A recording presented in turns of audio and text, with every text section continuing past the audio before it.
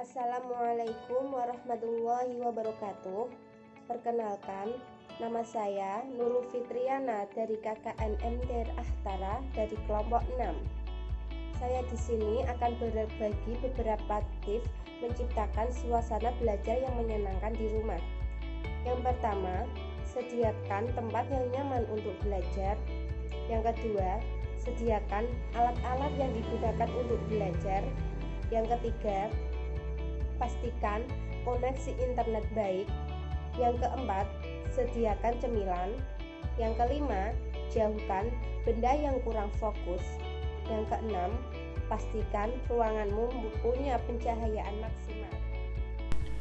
Yang pertama, sediakan tempat yang nyaman untuk belajar. Pilihlah tempat duduk untuk belajar. Usahakan tempat duduk memiliki sandaran dan busa yang nyaman untuk duduk.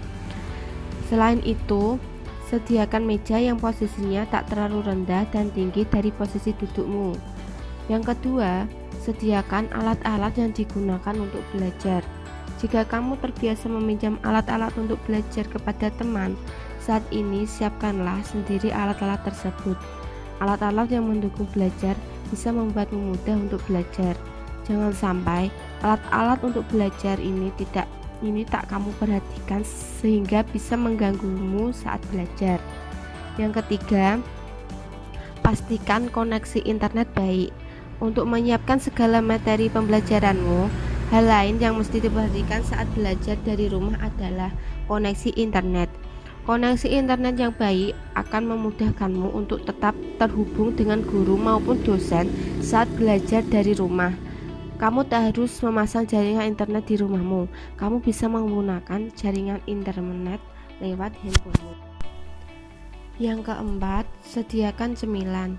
Kegiatan belajar tentunya akan membuat tenaga terkuras. Meskipun secara fisik tak banyak bergerak, tetapi belajar menguras tenaga karena berpikir. Supaya tetap semangat dan tak lelah saat belajar, sediakanlah cemilan secukupnya. Siapkan camilan seperti kacang-kacangan, buah-buahan, dan camilan berkalori tinggi lainnya. Yang kelima, jauhkan benda yang membuatmu kurang fokus. Belajar di rumah pasti tak akan luput dari gangguan-gangguan yang membuatmu kurang fokus. Gangguan bisa datang dari televisi, mainan, maupun smartphone. Rumah memang sejatinya adalah tempat untuk tenang dan beristirahat sehingga bisa mengganggumu untuk fokus belajar.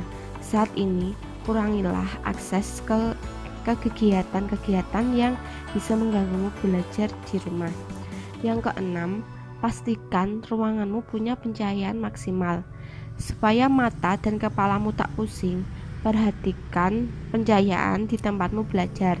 Jangan sampai ruanganmu minim pencahayaan karena bisa membuat matamu rusak dan kepalamu pusing.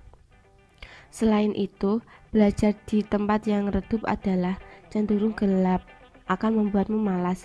Matamu akan bekerja keras untuk melihat, sehingga lama-kelamaan akan membuat mata cepat letih dan mengantuk lebih cepat. Sekian tips dari saya, semoga bermanfaat. Wassalamualaikum warahmatullahi wabarakatuh.